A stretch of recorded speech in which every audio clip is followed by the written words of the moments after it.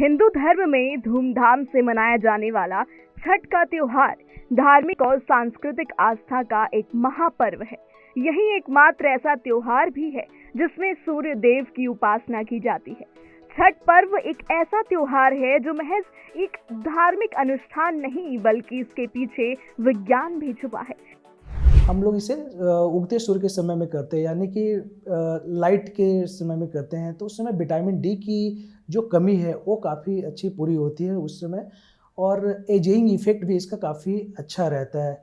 ऐसे second trimester में अगर हम देखें तो इसमें हमने एक साइंटिफिक वो हमने रिसर्च किया के द्वारा देखा है कि जेस्टेशनल डायबिटीज़ जो हैं वो इसमें काफ़ी कम रहते हैं as compare to the normal जो वो होते हैं जो नॉर्मल इंटेक के साथ चलते हैं। एक्सपर्ट्स की माने तो कार्तिक महीने में मनाए जाने वाले इस त्योहार के समय प्रजनन शक्ति बढ़ती है और गर्भवती महिलाओं के लिए विटामिन डी बहुत जरूरी होता है, इसलिए सूर्य पूजा की परंपरा बनाई गई है। छठ के दौरान हम काफ़ी सफाई का वो वैल्यू देते हैं, जिसमें हम सफाई के साथ साथ खाने पीने पे भी काफ़ी अच्छे जैसे मूली और ये सब चीज़ें हो गई जो कि हमारे एंटीऑक्सीडेंट का काम करते हैं। और इसमें बहुत ही साफ़ सफाई के रहने के कारण से एक लाइट फूड हमारे शरीर में प्रवेश करता है, और जो कि ऑयल फ्री और ये सारी चीज़ें भी होती है। इससे काफ़ी ज़्यादा हमें मतलब एजिंग इफेक्ट के कारण से काफ़ी अच्छा वो बूस्टअप रहता है। इम्यूनिटी भी हम इस समय जो हमारे अगर जो फल वगैरह हैं वो काफ़ी ज़्यादा हमें इम्यूनाइजेशन प्रोवाइड करते हैं। सूर्य को जल देने की बात करें तो इसके पीछे रंगों का विज्ञान भी छिपा है। दरअसल इंसानी शरीर में रंगों का बैलेंस बिगड़ने से कई बीमारियों का खतरा होता है। प्रिज्म के सिद्धांत के मुताबिक सुबह के समय सूर्य को जल चढ़ाते समय शरीर पर पड़ने वाले प्रकाश से ये रंग संतुलित हो जाते हैं। इसकी वजह से इम्यूनिटी सिस्टम बूस्ट होने के साथ ही स्किन रिलेटेड बीमारियों का खतरा भी कम होता है। वहीं छठ में बनाए जाने वाले ज्यादातर प्रसाद में कैल्शियम की भारी मात्रा भी मौजूद होती है। छठ पूजा के दौरान इस्तेमाल की जाने वाली सभी चीजें शरद ऋतु के अनुसार तैयार की जाती हैं।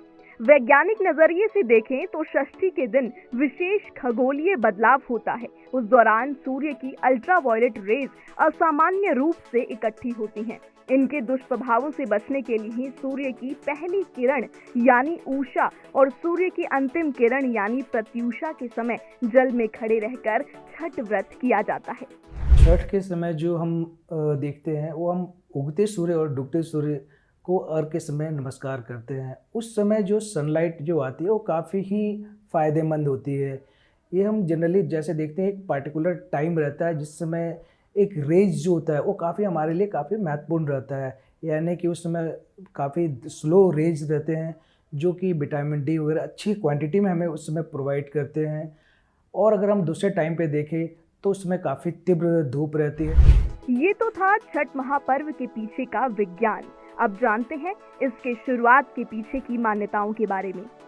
छठ पूजा का प्रारंभ कब से हुआ और सूर्य की आराधना कब से प्रारंभ हुई, इसका वर्णन पौराणिक कथाओं में मिलता है। दरअसल पौराणिक मान्यताओं के मुताबिक राजा प्रियव्रत को कोई संतान नहीं था। पुत्र प्राप्ति के लिए उन्होंने महर्षि कश्यप से बात की। तब महर्षि कश्यप ने संतान प्राप्ति के लिए पुत्रेष्ठि यज्ञ कराया।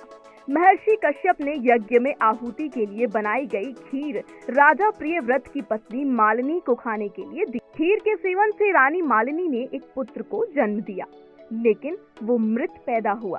राजा प्रियव्रत पुत्र वियोग में अपना प्राण त्यागने लगे। उसी वक्त आसमान में एक तेज रोशनी चमकी और ब्रह्मा जी की मानस पुत्री देवसेना प्रकट हुई। उन्होंने राजा से कहा, मैं सृष्टि की मूल प्रवृत्ति के छठे अंश से उत्पन्न हुई हूँ, इसलिए मेरा नाम षष्ठी भी है। तुम मेरी पूजा करो और लोगों में इसका प्रचार प्रसार करो। माता षष्ठी के कहे अनुसार राजा प्रियव्रत ने पुत्र की कामना के लिए माता का व्रत विधि विधान से किया। इसके फल स्वरूप राजा प्रियव्रत को पुत्र की प्राप्ति हुई।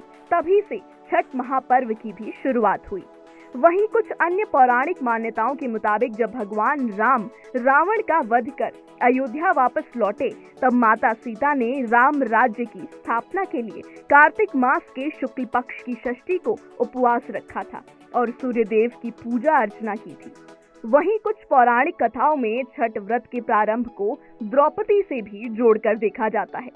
द्रौपदी ने पांडवों के बेहतर स्वास्थ्य और सुखी जीवन के लिए छठ व्रत रखा था और सूर्य की उपासना की थी, जिसके परिणाम स्वरूप पांडवों को उनका खोया राजपाट वापस मिल गया था।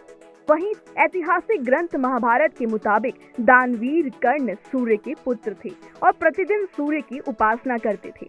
ऐसा माना जाता है कि सबसे पहले कर्ण ने ही सूर्य की उपासना शुरू की थी।